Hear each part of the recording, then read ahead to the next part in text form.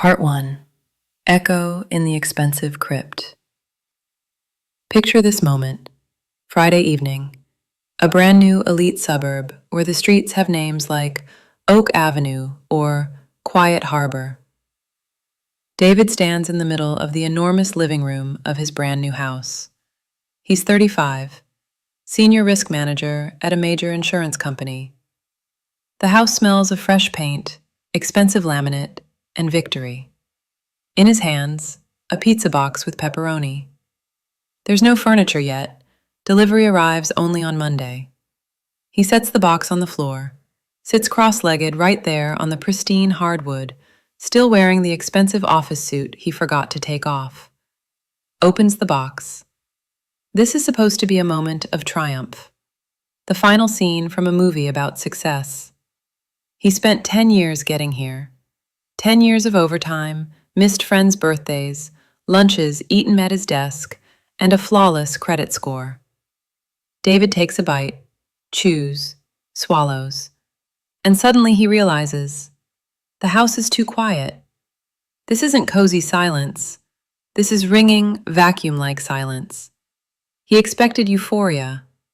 He thought that the moment he signed the papers for this house, some triumphant music would start playing inside him, like at the finish line of a marathon. But there is no music, only the low hum of the refrigerator in the empty kitchen. David looks at his Italian leather shoes, at the perfect walls he'll be paying for over the next 30 years, and feels a cold wave of horror. One thought pulses in his head. And this is it? Is this what I sacrificed 15 years of my life for? For a pizza box on the floor in a house where no one is waiting for me? Welcome to David's life.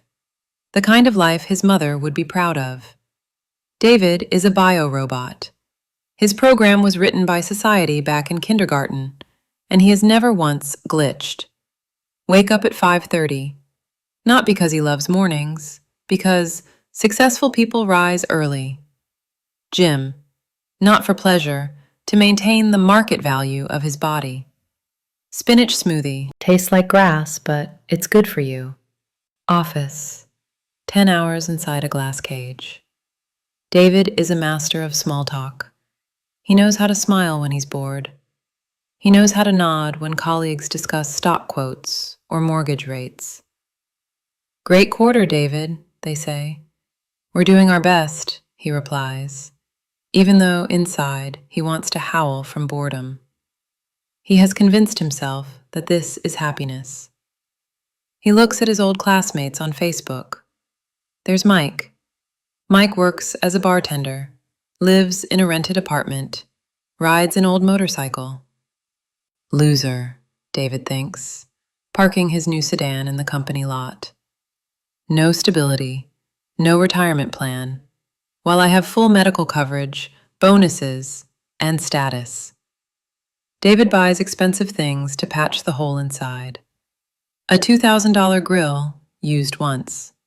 Smartwatch, collectible wine. The joy of purchase lasts exactly 15 minutes while he's unboxing. Then the thing becomes just another object taking up space, and the hole inside remains. Part 2. Meeting the loser. A month passes. The new house needs a custom wardrobe system installed. David tries to do it himself, but only manages to strip the thread on an expensive screw. He decides to hire a professional. Sam arrives. Sam is the same age as David, a carpenter. He pulls up in an old, battle-worn pickup truck, the bed full of tools jumbled together with fishing rods. Sam walks into the house in dirty work boots, but immediately slips on shoe covers. He smells of sawdust and tobacco. So, boss, where's our little puzzle? Sam asks cheerfully. At first, David looks at him with faint condescension. Here he is, David thinks, a man who never went to college, a man who works with his hands. Bottom rung. But as Sam works, they start talking. Sam whistles some tune. He cracks jokes. He looks relaxed. What do you do on weekends? David asks, mostly out of politeness. "Oh, me and the guys are heading to the lake," Sam replies, driving in a screw.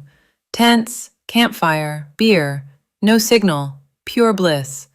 And last month, I took a whole month off, rode my bike across the country, spent a ton of money, sure, but memories for a lifetime." David stands there in his expensive suit, inside his expensive house, and suddenly feels a sharp, black stab of envy. Sam is free. Sam doesn't have a 30-year mortgage. Sam doesn't have corporate ethics. If Sam gets tired of driving screws, he can just drive to Alaska to fish. And David?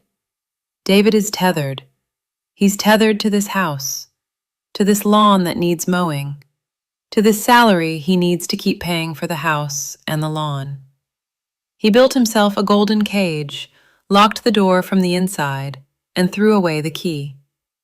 He watches Sam, a man who earns 5 times less money, yet somehow seems 5 times happier. And David finally understands. Sam is not the loser. The loser is right here. It's him, David. Because he sold his freedom for comfort he doesn't even have time to enjoy. Part 3. The Lawnmower Rebellion. Saturday. A perfect, sun-drenched morning. David steps out into the yard. He's wearing a polo shirt, shorts, and expensive sneakers. According to the schedule, lawn mowing day. Around him, pure idle. The neighbor on the left is washing his car. The neighbor on the right is playing with his dog.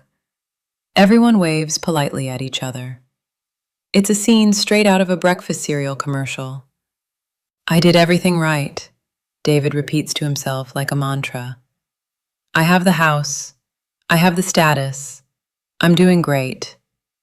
He wheels out the lawnmower, pulls the starter cord, the engine coughs, and dies. David pulls again. Silence. Again and again. Sweat begins to run down his forehead. The sun is blazing. "Come on, you piece of shit," he growls. He yanks the cord with such force that the plastic handle creaks. The lawnmower stays silent.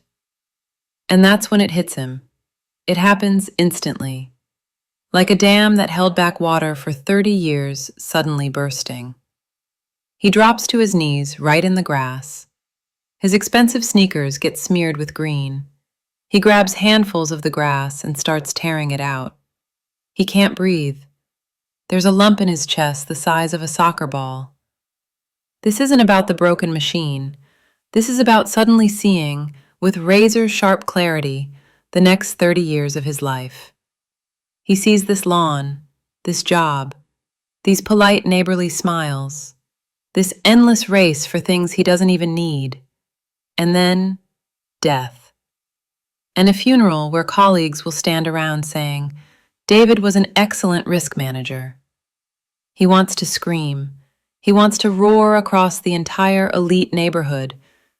"Give me my money back! I bought a ticket to happiness, but I was scammed. I followed all the rules. I studied. I worked. I was a good boy. Where is my joy?" But he doesn't scream. He just sits there on the grass, rocking back and forth, tears streaming down his face and falling onto the perfectly manicured, but not by him, lawn. He feels like a cheated investor. He poured his entire life into the stock called social approval, and the shares have crashed to zero. Part 4. Blank page. David leaves the lawnmower right in the middle of the yard. Let it stand there. He doesn't care what the neighbors will think. He walks back into the house. His dirty sneakers leave tracks on the floor, but he doesn't take them off. He goes to the kitchen, sits down at the table. Around him, silence. The same silence that terrified him on the very first day. But now it doesn't scare him anymore. Now it feels honest. He takes a sheet of paper and a pen. He wants to write a plan. He's used to writing plans. Annual plan, quarterly KPIs. He writes the heading, "What do I actually want?" And he freezes. The pen hovers over the paper. David realizes something terrifying. He doesn't know. He has forgotten how to want. For the last 20 years, he has wanted only what he was supposed to want. Grades, career, house, car. But what does David want? Maybe he wants to draw. Maybe hitchhike across the country. Maybe grow tomatoes. Maybe just lie down and stare at the ceiling. He doesn't know. His ability to desire has atrophied, like a muscle that hasn't been used for years. We'll leave David right here, at this table, in front of a blank sheet of paper. This is not the end of his life. This is the beginning. Maybe tomorrow he'll put the house up for sale. Maybe he'll quit his job and go work for Sam as a carpenter's apprentice. Or maybe he'll stay in the office, but stop killing himself for bonuses. It doesn't matter. What matters is that for the first time in 35 years, he has stopped running someone else's route. And now, let's talk about you. Look at your life. Are you running a marathon? Are you tired? Are you waiting for the finish line where they'll give you a medal and eternal happiness? I have bad news for you. There is no finish line, and there will be no medal. Society sold us a treasure map that leads straight into a dead end. They told us, be obedient, get straight A's, work hard, take out loans, and you'll be happy. It's a lie. Following the rules is a safe strategy. It guarantees you comfort and the approval of your neighbors. But it doesn't guarantee happiness, not even 1 gram. If you feel like David, if you have everything, but inside the wind howls, stop right now. Drop that damn lawnmower. Step off the track. People will yell after you. What are you doing? You're a leader. You'll lose everything. Let them yell. You have the right to step out of a race you never signed up for. You have the right to disappoint your mom, your dad, your boss, and your neighbors. The only person you do not have the right to disappoint is yourself. Turn off this video. Take a sheet of paper and write, what do I want? Not what I'm supposed to want. What I want. And don't get up from the table until you've written at least one thing. Even if it's just, I want to sleep, or I want ice cream. Start small. Start giving yourself back to you.